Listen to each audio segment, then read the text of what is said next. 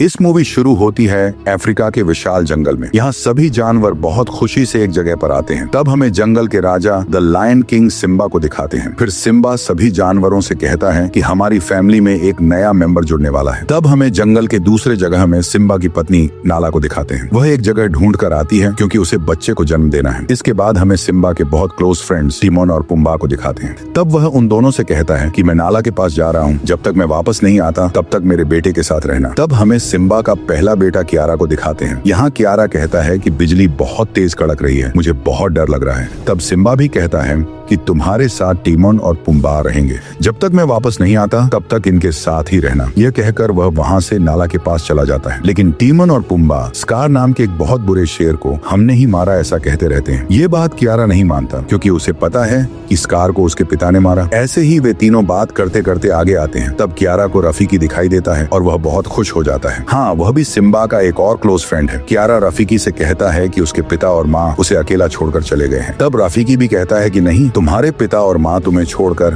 कहीं नहीं गए। सामने जो पेड़ दिख रहा है उस पेड़ की तरह तुम्हारी फैमिली भी बहुत मजबूत है। अब वे तुम्हारे लिए एक गिफ्ट लेकर आने गए हैं। कियारा एक बार फिर कहता है बिजली बहुत जोर से कड़क रही है, इसलिए मुझे डर लग रहा है। तब वे हंसते हुए कहता है तुम कौन हो? तुम शेर के बेटे हो, तुम्हारे दादा महाराज मुफासा थे, डरना तुम्हारे वंश में है ही नहीं। अच्छा, अब मैं तुम्हें बताता हूँ कि जब तुम्हारे दादा मुफासा तुम्हारी उम्र के थे तो उन्होंने कैसे कैसे कारनामे कर दिखाए थे। ऐसा कहकर वह कियारा के दादा मुफासा की कहानी सुनाना शुरू करता है। फिर सीन यहाँ से बहुत सालों पहले चला जाता है। इस समय इस जगह पर भयंकर सूखा पड़ा हुआ होता है। जहाँ भी ढूंढो पानी की एक बूंद भी नहीं मिलती। उसी जगह पर हमें छोटी उम्र के कियारा के दादा मुफासा को उसके माता पिता के साथ रहते हुए दिखाते हैं। उसके माता पिता उसे सामने दिख रहे सूरज की ओर इशारा करके कहते हैं सूरज जहाँ उगता है उस जगह को हम मिलेले कहते हैं। वह जगह कितनी सुंदर है। ऐसा कहते हुए वे गाना गाकर मुफासा को समझाने लगते हैं। उसी तरह मुफासा भी सोचने लगता है कि मिलेले कितनी सुंदर जगह होगी और वह उसे अपने मन में कल्पना करता जाता है। उसके माता पिता उसे बताते हैं कि उस जगह पर बहुत सारा खाना, पानी और सभी जानवरों के लिए जरूरी हर चीज मौजूद है। इतना ही नहीं, वे उसे साथ लेकर मिलेले जाने के लिए तैयार भी हो रहे होते हैं। इस तरह वे गाना गाते हुए और कल्पना करते हुए आगे बढ़ रहे होते हैं। लेकिन जहाँ वे अभी हैं वह जगह एक रेगिस्तान है। इसी वजह से वे थोड़ा उदास हो रहे होते हैं। उसी समय अचानक एक बूंद आकर मुफासा पर गिरती है। हाँ, उस जगह पर बारिश शुरू हो चुकी होती है। इससे वहाँ मौजूद हर जानवर बहुत खुश हो जाता है। मुफासा को खुश देखकर उसके माता पिता भी बहुत खुश हो जाते हैं। फिर सभी जानवर पानी पीने लगते हैं। लेकिन नदी का पानी बहुत तेज बहना शुरू कर देता है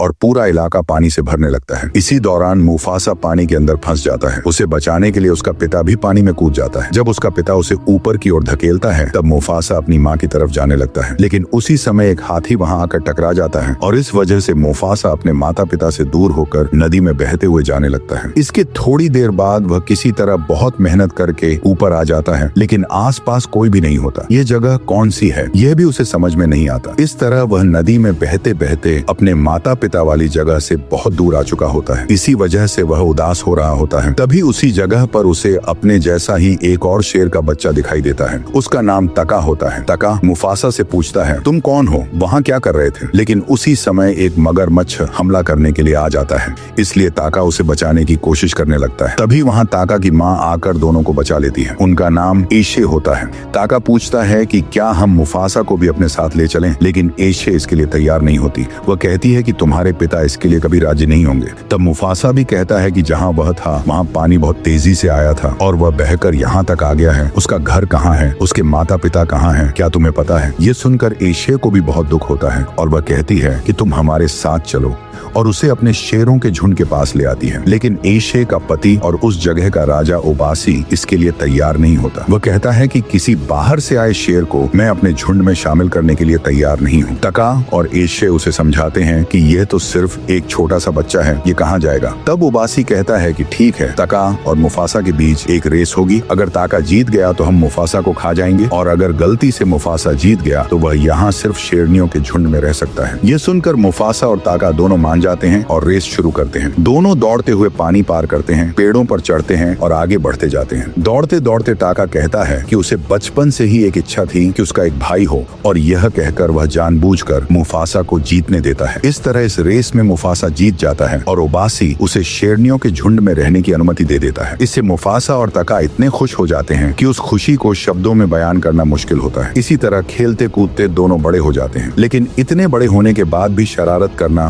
वे कभी नहीं छोड़ते। लेकिन यह बात सिर्फ ओबासी को पसंद नहीं आती। वो ताका से कहता है तुम मुफासा के साथ मत रहो, इधर आओ, और मुफासा को शेरनियों के झुंड में भेज देता है। फिर वह ताका से कहने लगता है हम नर शेर हैं, आगे चलकर तुम इस जगह के राजा बनोगे। हमारा काम क्या है? अपने झुंड की रक्षा करना और हमेशा आराम करना। इधर जब मुफासा ईशे के पास आता है तो वह उसे शिकार करना सिखाने के लिए अपने साथ ले जाती है, लेकिन मुफासा को अपने परिवार की बहुत याद आ रही होती है। तब ईशे उससे कहती है हम ही तुम्हारा परिवार हैं, फिर तुम ऐसे उदास क्यों हो? ओबासी का स्वभाव ऐसा ही है, उसके बारे में ज्यादा मत सोचो, मैं हमेशा तुम्हारे साथ रहूंगी। यह सुनकर मुफासा कहता है नहीं, मुझे ओबासी से कोई शिकायत नहीं है। इन दोनों की बातों को एक जगह छिपकर ताका भी सुन रहा होता है। फिर जब सीन उनकी तरफ बदलता है तो हमें पता चलता है कि यह कहानी सुनते हुए सबको बहुत रोमांच हो रहा है और उन्हें यह बहुत पसंद आ रही है। वे कहते हैं आगे क्या हुआ बताइए। तब राफीकी भी आगे की कहानी सुनाना जारी रखता है। उसी दिन ईशे मुफासा को शिकार करना सिखाने के लिए उसे हिरणों वाली जगह पर लेकर आती है, लेकिन वे शिकार शुरू करें उससे पहले ही व्हाइट लायंस वहां आकर ईशे पर हमला कर देते हैं। यह देखकर ताका डर जाता है और ईशे को वहीं छोड़कर भाग जाता है,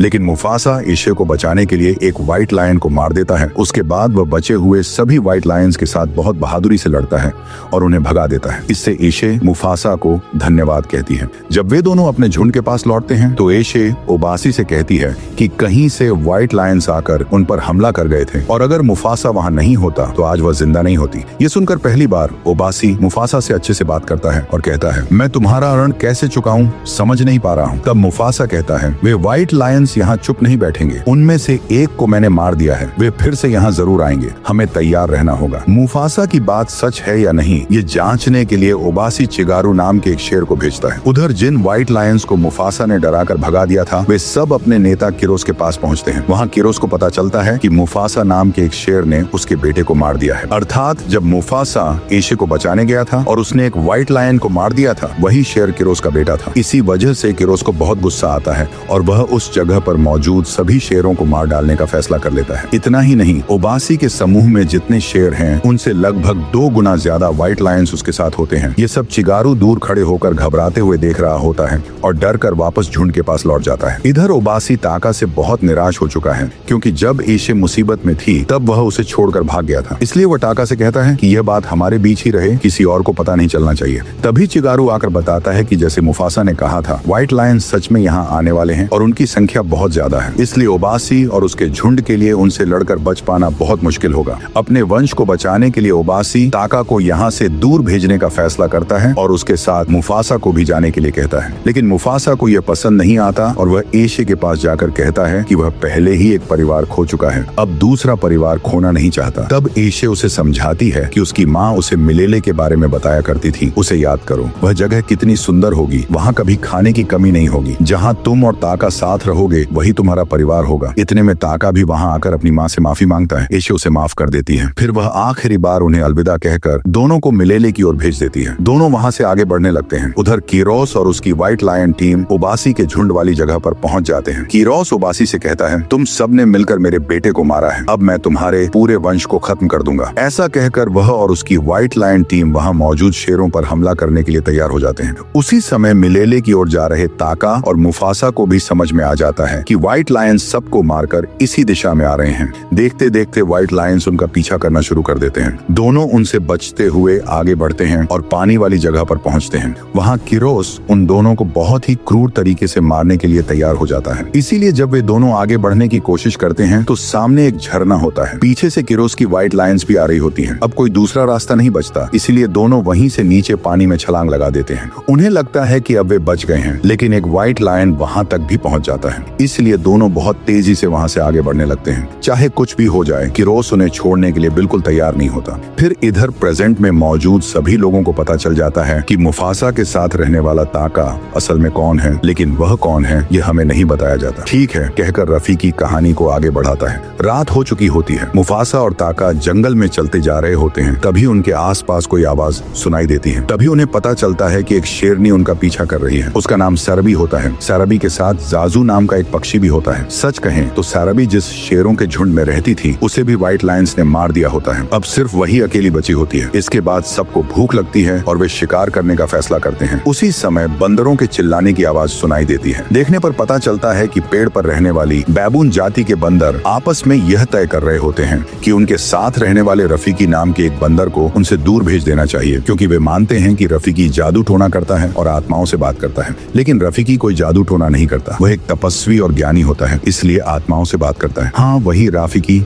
जो हम सबको यह कहानी सुना रहा है। तब राफिकी भी समझ जाता है कि इस जगह पर उसका समय पूरा हो गया है और वह वहाँ से अपनी अगली जिंदगी की तलाश में निकल पड़ता है। उसी समय जब मुफासा उसे शिकार बनाने के लिए आता है तो रफीकी बिल्कुल नहीं डरता, बल्कि उसे मुफासा और उसके साथियों की पूरी कहानी पहले से ही पता होती है। इसलिए वह कहता है, मैं भी तुम लोगों की तरह मिलेले की तलाश में जा रहा हूँ, मुझे पता है वहाँ कैसे पहुँचना है, मुझे खाने की कोशिश मत करना। ये सुनकर सबको आश्चर्य होता है कि उसे उनके बारे में सब कुछ कैसे पता है। फिर सराबी भी उनके साथ मिलेले की खोज में आगे बढ़ने लगती है, क्योंकि जाजू के अलावा उसका अपना कोई नहीं होता। फिर जब सब लोग सो रहे होते हैं तो मुफासा को बार बार अपने माता पिता की याद आती है, इसीलिए वह वहीं बैठे हुए रफीकी के पास आकर कहता है, मेरे माता पिता हमेशा मिलेले जाना चाहते थे, लेकिन अब उनके बिना मैं वहाँ पहुँच पाऊंगा या नहीं मुझे नहीं पता। तब रफीकी उससे कहता है, तुम्हारे माता पिता हमेशा तुम्हारे अंदर तुम्हारे साथ ही रहते हैं। उसकी बात सुनकर मुफासा का मन हल्का हो जाता है। सुबह होते ही अब उन्हें आगे बढ़ने के लिए पहाड़ों को पार करना होता है। तब मुफासा सोचकर कहता है, हमें पहाड़ों के नीचे से जाना चाहिए, व्हाइट लायंस आ रहे हैं। जब सराबी उससे पूछती है, तुम्हें कैसे पता? तो मुफासा कहता है, आंखें बंद करो और अपने आस पास की प्रकृति को महसूस करो। जैसे ही सराबी ऐसा करती है उसे भी व्हाइट लायंस के आने का एहसास हो जाता है। इसलिए सब लोग पहाड़ों के नीचे से जाते हुए खुशी खुशी गाना गाते हुए मिलेले की ओर बढ़ने लगते हैं,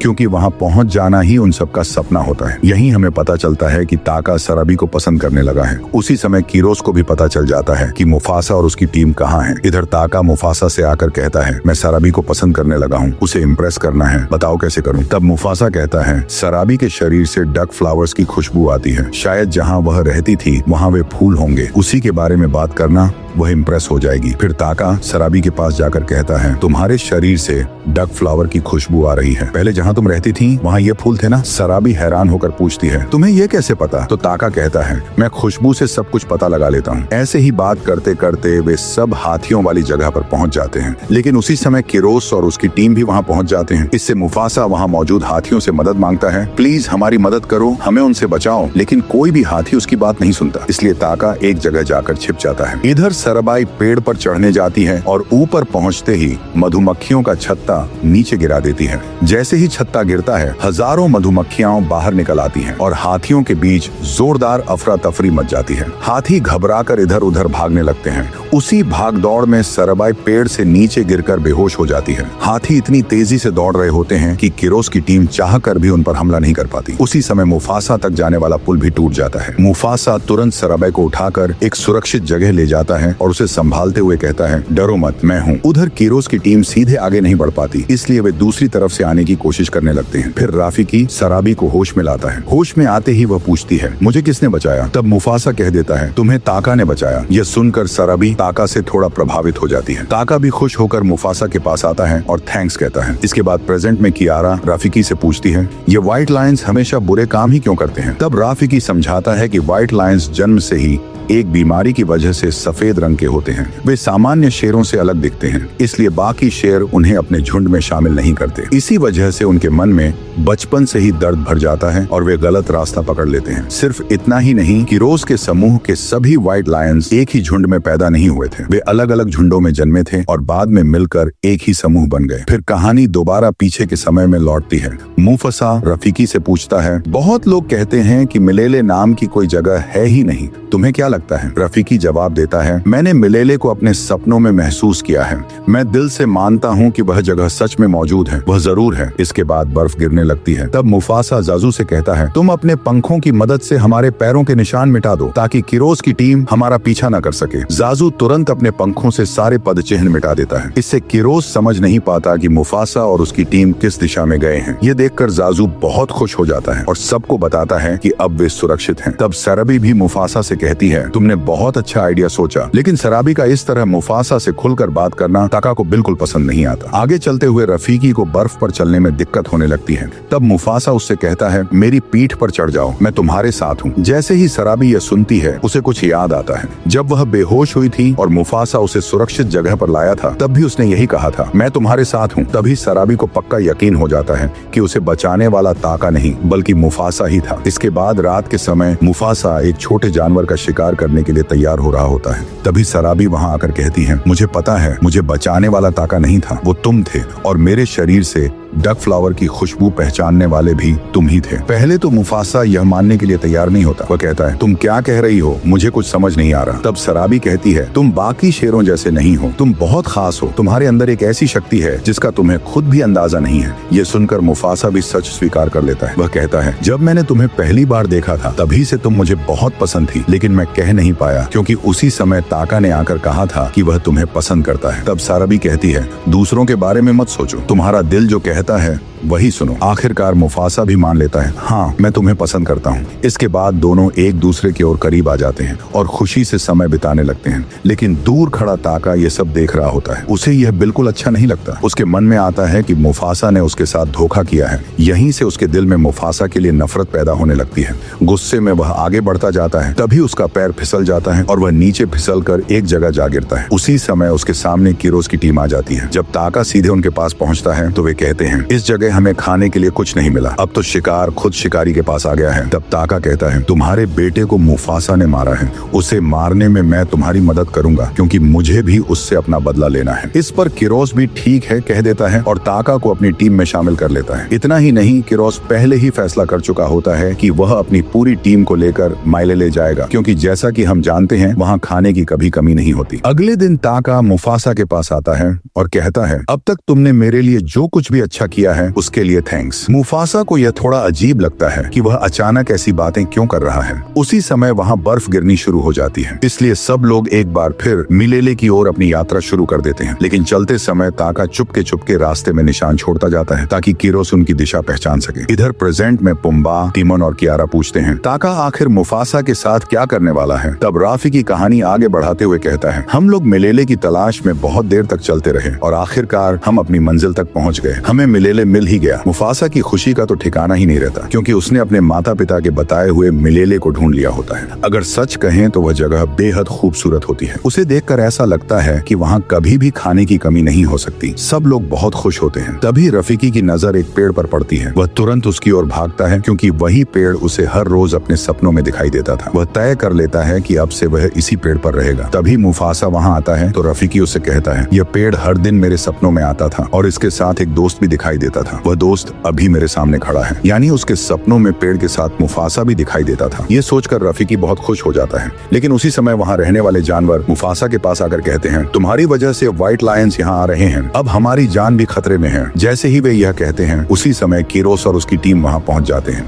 उन्हें देखकर वहाँ के सभी जानवर बुरी तरह डर जाते हैं। तब मुफासा सराबी से कहता है, जैसे ही मैं संकेत दूं सबको एक जगह इकट्ठा कर लेना। इतना कहकर वह खुद किरोस के सामने जाता है उससे लड़ने के लिए। जब वह वहाँ पहुँचता है तभी उसे पता चलता है कि ताका भी किरोस के साथ मिल चुका है और वह उससे नफरत करने लगा है। फिर किरोस कहता है, तुझे मारकर मैं इस जगह का राजा बनूंगा और बहुत क्रूर तरीके से राज करूंगा। इतना कहते ही दोनों के बीच लड़ाई शुरू हो जाती है। किरोस बहुत ताकतवर होता है, इसलिए मुफासा उसे पीछे की ओर खींचते हुए धक्का देता है और नीचे गिरा देता है। उधर सराबी ये सब देख रही होती है। पहले से ही वहाँ कुछ शेरनियां मौजूद होती हैं। तभी मुफासा सभी जानवरों को एक जगह बुलाकर कहता है, हमें सबको मिलकर इन व्हाइट लायंस से लड़ना होगा और इन्हें यहाँ से भगाना होगा। जानवर पूछते हैं, हम तुम्हारी मदद क्यों करें? तब मुफासा कहता है, आज ये मुझे मारेंगे और उसके बाद तुम सबका भी शिकार करेंगे, इस जगह को पूरी तरह बर्बाद कर देंगे। ये सुनकर जानवरों को समझ आता है कि खतरे में सिर्फ मुफासा नहीं है, वे खुद भी खतरे में हैं। इसलिए सभी जानवर व्हाइट लायंस के खिलाफ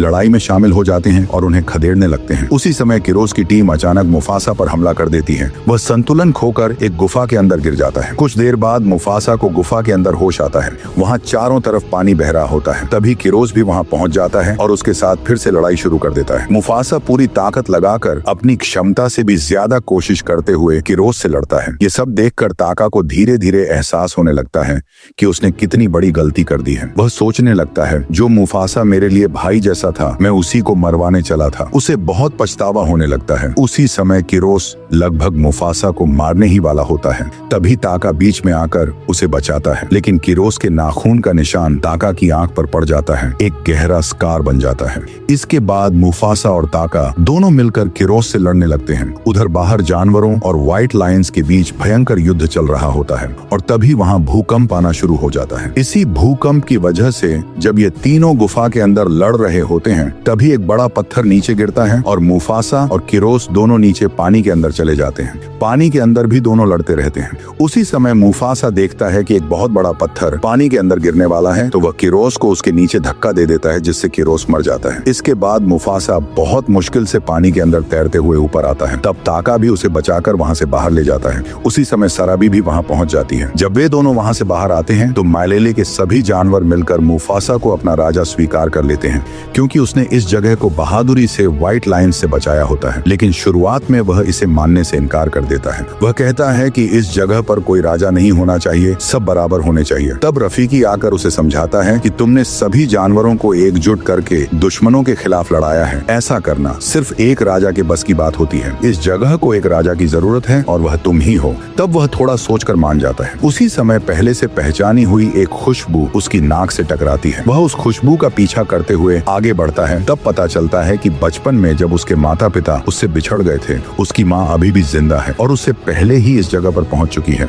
मुफासा और उसकी माँ एक दूसरे को देखकर बहुत खुश हो जाते हैं। उन्हें समझ नहीं आता कि यह सच है या सपना, लेकिन मुफासा को यह समझ में आ जाता है कि उसके पिता अब जिंदा नहीं है, उनकी मृत्यु हो चुकी है। तब उसकी माँ उसे समझाती है कि तुम्हारे पिता हमेशा तुम्हारे अंदर जीवित रहेंगे। जब सब खुश होते हैं तभी ताका वहाँ आता है। कुछ जानवर कहते हैं कि उसे यहाँ से भगा देना चाहिए। तब मुफासा कहता है कि जब तक मैं राजा हूँ इस जगह पर मेरे भाई के लिए भी जगह रहेगी, लेकिन आज के बाद मैं तुम्हारा नाम लेना भी पसंद नहीं करूंगा। तब स्कार कहता है कि अगर ऐसा है तो आज से मेरा नाम स्कार होगा, क्योंकि मेरी आंख पर जो यह निशान है वह मुझे हमेशा याद दिलाएगा कि यह मुझे कैसे मिला। इसके बाद मुफासा और सराबी यह फैसला करते हैं कि वे जीवन भर साथ रहेंगे। इधर प्रेजेंट में कियारा रफीकी की कहानी सुनकर उससे कहती है कि काश मैं एक बार अपने दादा मुफासा से मिल पाती। तब रफीकी कहता है कि तुम्हारे दादा हमेशा तुम्हारे अंदर जीवित रहेंगे। कहानी में मुफासा राजा बनकर दहाड़ रहा होता है और उसी समय प्रेजेंट में कियारा भी अपने दादा को याद करते हुए दहाड़ती है। अब तक उसके मन से बिजली का डर भी निकल चुका होता है। तभी वह आगे देखती है तो उसके पिता सिम्बा वहाँ आते दिखाई देते हैं। सिम्बा उसके पास आता है और उसकी माँ भी आकर कहती है कि अपने छोटे भाई से मिलो। कियारा अपने छोटे भाई को देखकर बहुत खुश हो जाती है और कहती है कि मैं हमेशा तुम्हारे साथ रहूंगी और हमारे दादा मुफासा की कहानी तुम्हें सुनाऊंगी। ऐसा कहते हुए वह बताना शुरू करती है। यहीं पर यह मूवी एंड हो जाती है। और हाँ, वीडियो अच्छा लगा हो तो लाइक, शेयर और सब्सक्राइब करना बिल्कुल मत भूलना। फिर मिलेंगे एक और धमाकेदार मूवी के साथ। तब तक कहानियों के इस मजेदार सफर में मेरे साथ जुड़े रहिए। आपका दोस्त मिस्टर एस के एक्सप्लेनर।